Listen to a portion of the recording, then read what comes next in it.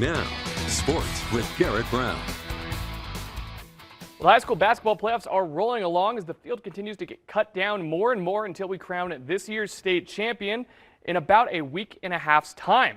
The Montrose Redhawks girls postseason run would unfortunately comes to an end at the hand of their fellow Southwestern League team, the Durango Demons. Durango lost to Montrose in overtime just 15 days ago, but clearly the Demons learned their lesson and are headed to the Denver Coliseum.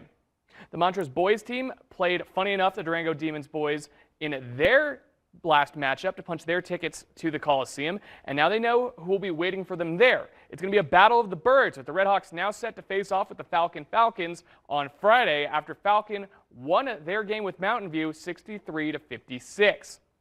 Well, teams across the state are taking the courts potentially for the final times, like we just said, in their current iterations as the state championship tourneys continue to cut down the fields more and more.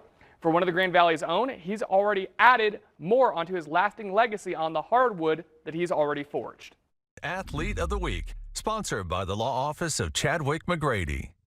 For the Monument boys basketball star guard Jhett has done a lot in his time wearing a Wildcats basketball jersey.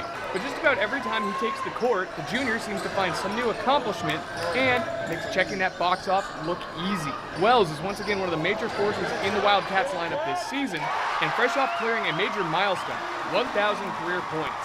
And he did so in his junior season during a chippy game with the Durango Demons.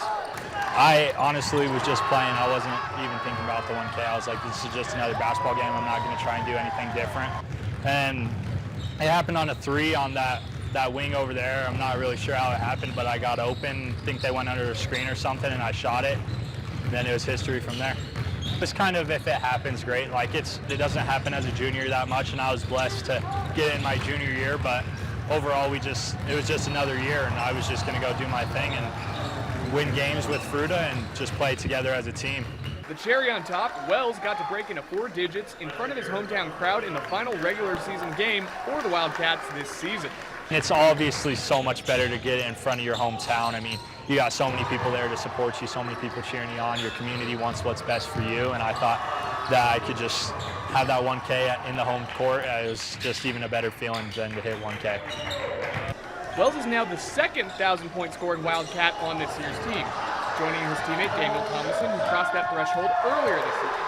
I mean, it was great. We talked about it like that's probably doesn't happen a lot in a school, but it was pretty cool that, I mean, we wouldn't have been able to do without our teammates and without these coaches and without our families and all their support and all the community support, so it would not have been able to be possible without any of those guys.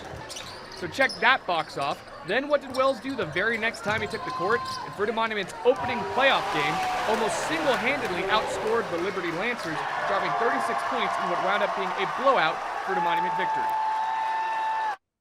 If you have a local athlete you would like to see featured on Athlete of the Week, you can find out how to submit that on the article for this story or any of the previous Athletes of the Week on our app or website, where you can also find a full recap of the Nuggets' comeback win in a Western Conference showdown taking on the Sacramento Kings. But for now, that'll do it for your look at sports. We'll be right back.